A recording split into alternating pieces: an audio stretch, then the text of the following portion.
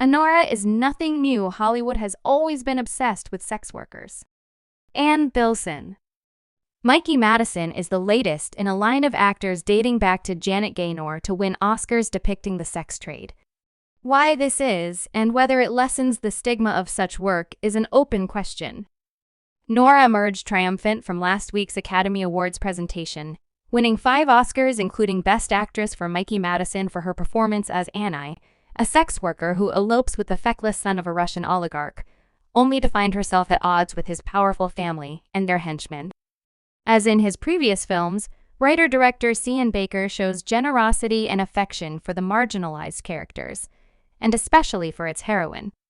Even when she gets roughed up, it's played for laughs and you're confident she won't meet one of the sad fates of screen sex workers of yore, such as Louise Brooks as Lulu, stabbed to death in Pandora's Box, or Vivian Lake as Myra, who throws herself under a lorry in Waterloo Road.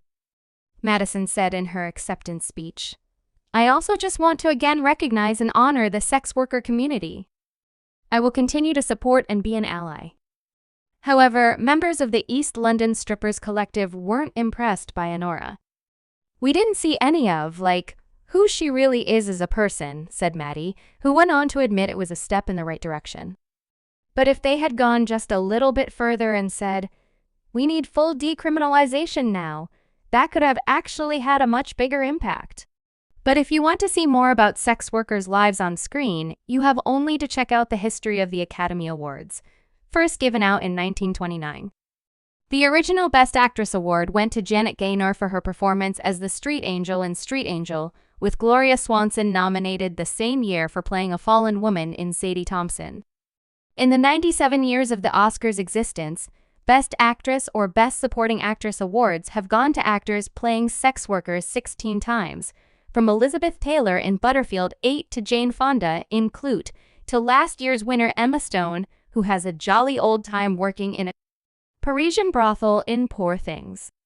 And that's not even counting the nominations for, say, Greta Garbo in Camille, Shirley MacLaine in Irma la Douce, or Julie Christie in McCabe and Mrs. Miller. 16 Best Actress or Best Supporting Actress Oscars have gone to actors playing sex workers. I haven't totted up how many times women have been nominated for performances, for example, architects or witches. But looking at the statistics, it's clear that Hollywood has for decades acknowledged sex work as a viable career. Or just as viable as being a hitman, another of those exotic jobs its filmmakers keep returning to. There are some films about sex workers' lives that could be described as social realist Lucas Moodyson's heartbreaking Lilia 4, Ever from 2002 springs to mind, as does Chantal Ackerman's 1975 film, Jean Dielman, 23, Quai du Commerce, 1080, Bruxelles, which topped Sight and Sound magazine's 2022 critics poll of the greatest films ever made. But such unflinching depictions are a long way from mainstream Hollywood, which prefers its sex workers portrayed as fairy tale princesses who have fallen on hard times, exemplified by Pretty Woman, for which Julia Roberts, of course, was Oscar nominated. It's an aspirational blueprint. Sell yourself on Hollywood Boulevard, and you too can snag a millionaire.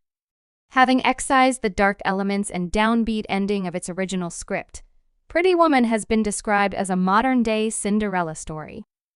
Anora, in turn, has been called the anti-Pretty Woman, though it still manages to be shiny and upbeat, with Ani showing the sort of smiling through tears resilience exhibited by Elizabeth Shue in Leaving Las Vegas. Why is the Academy so fond of sex worker performances anyway?